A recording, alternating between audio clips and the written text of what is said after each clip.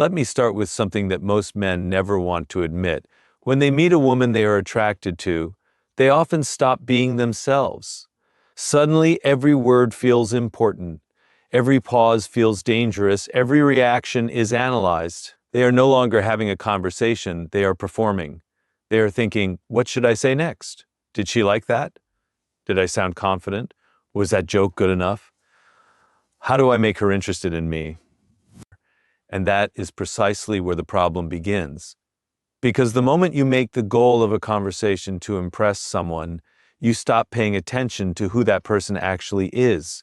You are no longer observing her, or you are observing yourself. And genuine connection requires the opposite. Instead of entering a conversation thinking, how can I make her like me? Enter it thinking, who is this person? That small change completely transforms the interaction. You become curious rather than anxious. You listen rather than perform. You notice details instead of desperately searching for your next clever sentence. You begin to understand that every person carries an entire world inside them. Experiences, ambitions, fears, humor, disappointments, values, and contradictions that you cannot discover if you are too busy trying to sell yourself. Think about how rare genuine attention has become. People are constantly waiting to speak. Someone tells a story, and before they have finished, the other person is already preparing a story of their own. Someone shares an opinion, and immediately there is a response, an argument, or a comparison. But imagine being the person who actually listens, not because you are trying to manipulate someone, but because you are genuinely interested.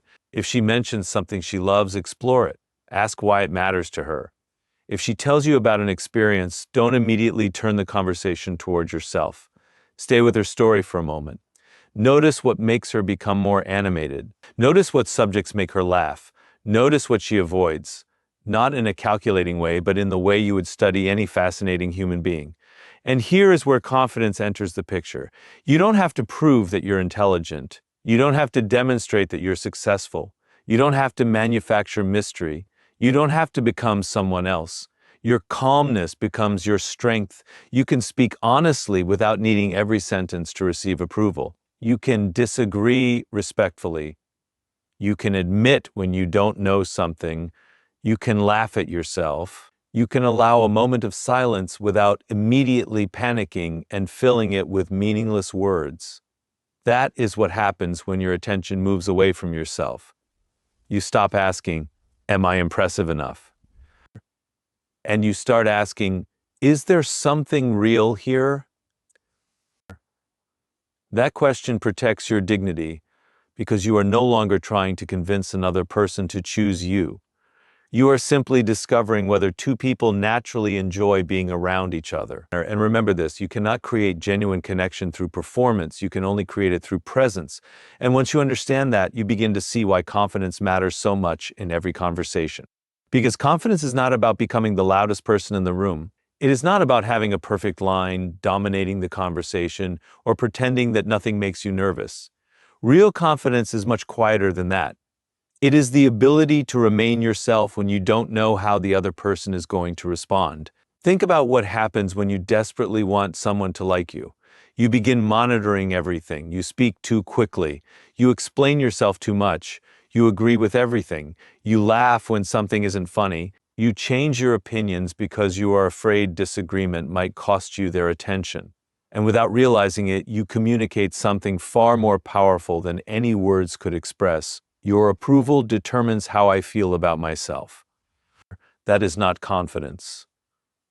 Confidence begins when you understand that another person's reaction does not define your value. You can be interested in a woman without needing her to be interested in you. You can enjoy a conversation without demanding that it lead somewhere. You can express attraction without becoming desperate for an outcome. And most importantly, you can accept a no without turning it into a personal crisis. This changes the entire energy of an interaction. Instead of rushing to impress, you slow down. Instead of searching for the perfect response, you respond naturally. Instead of constantly wondering whether you're being judged, you become present in the moment. Even your voice changes. You don't need to speak unnaturally deep, or you don't need to manufacture some mysterious personality. Simply slow down enough to let your thoughts come out clearly. Look at the person you're speaking with. Don't be afraid of a pause. Don't treat silence as an emergency. A pause is not failure. Sometimes the most confident person in a conversation is the one who doesn't feel compelled to fill every second. And there's another important distinction. Confidence is not arrogance. Arrogance says, I am better than you. Insecurity says, please tell me I'm good enough. Confidence says, I know who I am, and I don't need to pretend. That is the balance you should develop. You can be ambitious without bragging. You can be attractive without constantly seeking compliments. You can have strong opinions without trying to win every argument. You can show interest without chasing someone who clearly isn't interested. And when you understand this, rejection loses much of its power over you. Maybe she isn't interested. Maybe the timing is wrong. Maybe your personalities don't fit. Maybe there is simply no chemistry. Fine. You don't have to turn every rejection into a story about your worth. The strongest mindset is not, how do I make everyone want me? It is, how do I become comfortable enough with myself that I can connect honestly with the people who genuinely appreciate who I am? That mindset makes conversations simpler. You don't need tricks. You don't need manipulation. You don't need a collection of rehearsed lines. You need self-respect. Because when you stop chasing approval, you finally become free to communicate with confidence. And the moment you stop needing validation, your presence becomes your strongest message. And once you stop trying so hard to prove yourself, something very important becomes possible. You can finally learn to listen. Most people think they are good conversationalists because they know how to talk. They know how to tell stories, make jokes, explain their opinions, and keep a conversation moving. But the rare skill is not talking. The rare skill is making another person feel heard, and that requires discipline. When someone is speaking to you, don't immediately prepare your response. Don't listen only for the moment when you can bring the conversation back to yourself. Instead, become curious about what is actually being said. There is a difference between hearing words and understanding a person. A woman might tell you that she loves traveling. The average response might be, I love traveling too, I've been to, and suddenly the conversation becomes a competition over experiences. But a better response might be, what do you enjoy most about traveling? Now you've opened a door. Maybe she loves discovering unfamiliar places. Maybe she travels because she wants to escape routine. Maybe a particular trip changed the way she sees life. You would never know if you were too busy waiting for your opportunity to speak.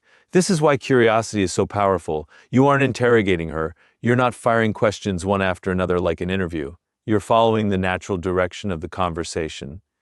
She says something interesting, you explore it. She laughs about something, you ask what happened. She mentions a goal, you become curious about why that goal matters to her. And sometimes, you don't even need another question. You simply respond to what she has given you. That's interesting. I can understand why you'd feel that way. That sounds like it was a memorable experience. Or small responses can have enormous impact when they are genuine, because what people remember is rarely every word you said. They remember how comfortable they felt around you. They remember whether they felt judged. They remember whether they could speak without constantly being interrupted. And listening doesn't mean agreeing with everything. You can listen to someone deeply while having completely different opinions. In fact, disagreement can create an even better conversation when it is handled with maturity. Instead of immediately saying, you're wrong, you can say, I see it differently. Here's how I look at it. Now you're having a conversation rather than fighting for control. There is another subtle habit you should eliminate, turning everything back to yourself. Someone tells you about a difficult experience, and you immediately respond with your own similar experience. Sometimes that's appropriate, but not always. Sometimes people don't need your story. They simply need space to finish theirs. Give them that space. Let silence exist for a moment. Let someone search for the right words. Don't rescue every pause. The more comfortable you become with silence, the better you become at understanding people. You also begin noticing things beyond words, their energy, their enthusiasm, their hesitation, the subjects they naturally return to. But remember, observation should create understanding, not manipulation. The purpose isn't to collect weaknesses or search for ways to control someone. The purpose is to recognize the human being standing in front of you. And when you genuinely listen, you don't just become better at talking to women, you become better at understanding people. Because the person who listens deeply doesn't need to force connection. People naturally open the door when they feel safe enough to be heard. Listen first, and let your words come second. And when you learn to listen, something else becomes possible. You no longer have to treat every conversation like a serious negotiation. You can relax, you can smile, you can let the interaction breathe. This is where humor, playfulness, and emotional intelligence become powerful. Think about the difference between a conversation that feels like an interview and one that feels effortless. In an interview, every question has a purpose. Everything is calculated. There is pressure to produce the right answer, but real connection doesn't work that way. People connect through unexpected moments, laughter, shared observations, stories, and little surprises. You don't need to become a comedian. You simply need to stop being afraid of having fun. If something funny happens during the conversation, laugh. If you have a playful observation, share it. If she jokes with you, don't immediately become defensive or overly serious. Give yourself permission to respond naturally. Playfulness communicates comfort. But there is an important difference between being playful and being disrespectful. Some people believe confidence means constantly teasing, challenging, or making another person uncomfortable. That's not confidence. That's insecurity disguised as boldness. Real emotional intelligence means knowing where the line is. You pay attention to her response. Is she smiling genuinely? Is she contributing to the joke? Is the conversation becoming more relaxed? Or is she becoming quieter, uncomfortable, or distant? These signals matter. And when you notice that someone isn't enjoying the interaction, you don't push harder simply because you want to prove that you can. You adjust. You respect the signal. That ability to adjust is a form of strength. You don't need to control every moment. You need to understand the moment. Sometimes the best thing you can do is change the subject. Sometimes it is to become more serious. Sometimes it is simply to give the other person space. And here's something many people misunderstand about attraction. You cannot force chemistry through technique. You can have perfect posture, perfect timing, clever lines, and impressive stories. But if the connection isn't mutual, none of those things can manufacture it. That's why your goal should never be to manipulate someone's emotions. Your goal should be to create an environment where both people can discover whether they genuinely enjoy each other's company. Tell stories instead of listing achievements. Talk about experiences rather than trying to prove your status. Share something you genuinely find interesting. Allow yourself to laugh at your own mistakes. Don't be terrified of looking imperfect. Perfection creates distance. Authenticity creates familiarity. And emotional intelligence also means understanding that not every conversation has to become romantic. Sometimes you meet someone and simply have a pleasant conversation. That's enough. You don't have to turn every interaction into an opportunity. When you remove that pressure, you become more relaxed, and ironically, people often become more comfortable around you. So learn to read the room. Know when to speak. Know when to listen. Know when to joke. Know when to become serious. Know when to continue, and perhaps most importantly, know when to step back. The strongest communicator isn't the person who controls the conversation. It is the person who understands the person in front of them. Bring warmth, bring humor, bring curiosity, but above all, bring awareness. Because when confidence meets emotional intelligence, conversation stops being a performance and becomes a genuine human connection. And once you understand how to read a conversation, another obstacle begins to reveal itself. The fear that has been controlling you from the beginning. Fear of rejection, fear of embarrassment, fear of saying the wrong thing, fear that someone will judge you.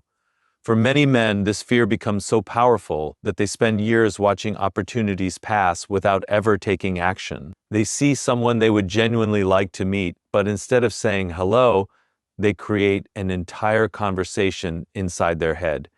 They imagine every possible way it could go wrong, and eventually they convince themselves that doing nothing is safer. But there is a price for always choosing safety. You never discover what could have happened. You have to understand something about confidence. Confidence is not the absence of nervousness. A confident person can feel nervous and still move forward. Or courage is not feeling nothing. Courage is refusing to let uncomfortable feelings make every decision for you. You might feel your heart beating faster before approaching someone. That's normal. You might wonder whether she'll be interested. That's normal too. The mistake is believing that nervousness means you shouldn't act. Let the nervousness exist. Then say hello anyway. And when you do, don't approach with the mindset that you must get a certain result. You're not walking toward another person to demand attention, approval, or affection. You're simply opening the possibility of a conversation. Maybe she responds warmly. Maybe she doesn't. Maybe the conversation lasts 5 minutes. Maybe it lasts an hour. Maybe there is chemistry. Maybe there isn't. Your job is not to control the outcome. Your job is to behave with confidence and respect regardless of the outcome. This is where rejection becomes incredibly valuable. Not because rejection feels good, it doesn't, but because it teaches you that you can survive it. The first rejection can feel enormous.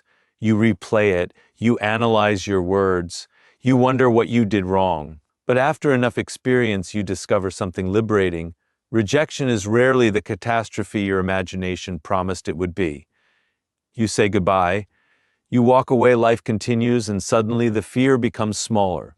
You begin realizing that your worth cannot depend on whether one person finds you attractive, interesting, funny, or compatible. That realization changes how you communicate. You stop desperately trying to say the perfect thing. You stop pretending to have interests you don't have. You stop agreeing with opinions you don't believe simply because you're afraid of disagreement. You become more honest. And honesty creates a strange kind of freedom. You can say, I don't know. You can admit, I'm actually nervous. You can disagree respectfully. You can even recognize when someone isn't interested and leave without resentment. That is real strength. Never confuse persistence with refusing to respect someone's boundaries. If someone clearly doesn't want to continue a conversation, the confident response is to accept it gracefully. Your dignity doesn't come from getting everyone to say yes. Your dignity comes from knowing that you can handle either answer. And the more you practice this mindset, the less intimidating social situations become. You start treating conversations as experiences rather than examinations. Every interaction teaches you something about yourself, your communication, your emotional control, your ability to listen, your ability to remain composed. You don't need every conversation to succeed. You simply need to keep becoming better at showing up as yourself. Because the moment fear stops making your decisions, your life begins to expand.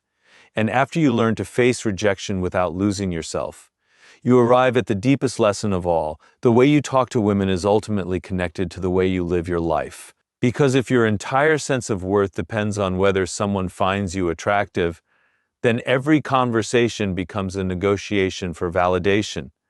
You aren't simply trying to connect with another person, you are trying to convince them that you are valuable, and that is exhausting. The alternative is to build a life that already has meaning before anyone else enters it. Develop your interests, pursue goals that challenge you, take care of your body, learn useful skills, build friendships with people you respect. Read. Travel when you can. Create something. Work towards something that matters to you. Not because these things are tricks for becoming attractive, but because a man with a meaningful life has something far more valuable than a collection of clever conversation techniques. He has an identity. When you know who you are, you don't need to manufacture a personality every time you meet someone new. You can be interested without becoming obsessed. You can admire someone without putting them on a pedestal. You can walk away when the connection isn't right without feeling as though you've lost something essential. That is the difference between desire and dependence. Desire says, I would enjoy having this person in my life. Dependence says, I need this person in my life to feel complete. Those two mindsets produce completely different behavior. A person who feels dependent becomes anxious. He overthinks messages. He constantly seeks reassurance. He becomes afraid of disagreement. He may tolerate disrespect simply because he doesn't want to lose someone's attention. But someone who has built a strong foundation can appreciate another person without abandoning himself. And that doesn't mean becoming cold, or it doesn't mean pretending you don't care. It means caring without losing your center. You should still be kind. You should still be vulnerable. You should still express genuine interest. You should still allow yourself to become emotionally invested when trust and compatibility develop. But never confuse vulnerability with weakness. Being honest about what you feel can be incredibly strong when you don't use your feelings to manipulate someone into giving you what you want. And this is why the best conversations often happen when you aren't desperately trying to create one. You have your own life, you have your own standards, you have your own responsibilities, you have your own direction. So when you meet someone interesting, you aren't thinking, how do I make her choose me? You're thinking, let's see whether we bring something valuable into each other's lives. That is a completely different frame of mind. You are no longer performing. You are discovering. You are no longer chasing approval. You are evaluating compatibility. And you are no longer afraid of being yourself because you understand that the right people don't require you to become a character. So don't spend your life searching for the perfect line to say to someone. Build the kind of character that makes your words unnecessary to prove your worth. Learn to listen. Learn to speak clearly. Learn to laugh. Learn to respect boundaries. Learn to handle rejection. Learn to stand alone. Then when you enter a conversation, you don't arrive empty, desperately hoping another person will complete you. You arrive as yourself, and that is where genuine connection begins.